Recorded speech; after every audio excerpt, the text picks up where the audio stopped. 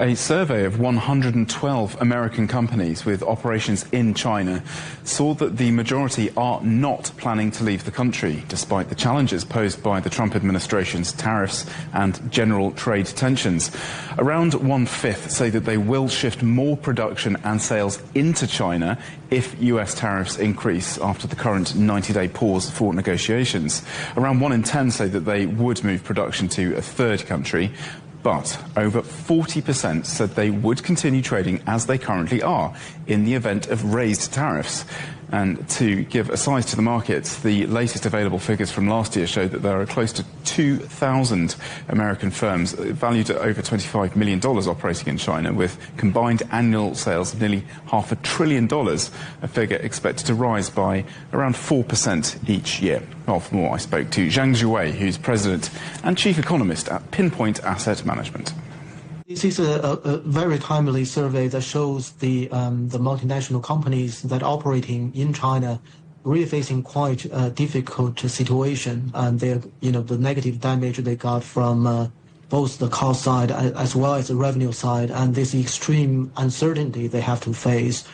So that I think the survey results reflect the actual situation, and also it shows the commitment, I suppose, of these multinational companies to the China market in this current environment, and they are trying to find ways to deal with supply chain uncertainty, but there's very little evidence of companies relocating their supply chain back to the U.S.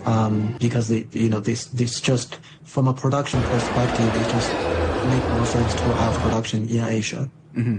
So overall, extreme uncertainty. If you could sort of break it down for us a little bit, exactly how big an impact both American tariffs and Chinese tariffs are having on US companies operating in China, on their revenue streams and on their cost structures?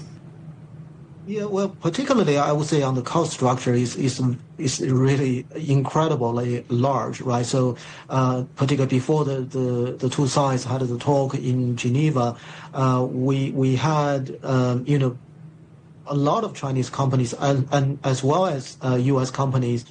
Because they rely on supply chains between the two countries, and many of these manufacturers in China actually import parts and components from the U.S. and suddenly they face more than 100% tariff, and then they have to send the product back to the U.S. final product back to U.S. and their individual cases already show up in internet. I'm sure you saw some of that. So it just made the whole situation very chaotic and very difficult to sustain. I think the short term sort of damage is still manageable, but if the situation continued for a few months, that would be really devastating for Chinese as well as American companies. And what's the goal here, do you think, of this survey? What do the members of the AmCham want to get to Washington? Yeah, I think it's really just reflecting the reality, the economic reality happening, from bottom up, from on the firm level.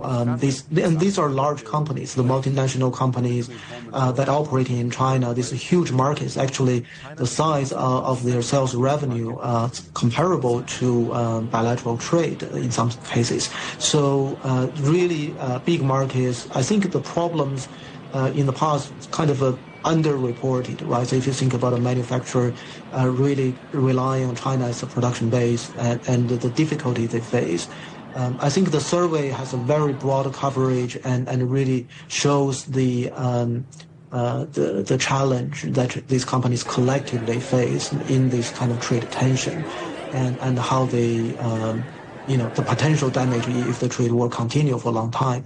China has been the sort of world factory for decades, and so from a production perspective, certainly that is tremendously important and very hard to be replaced.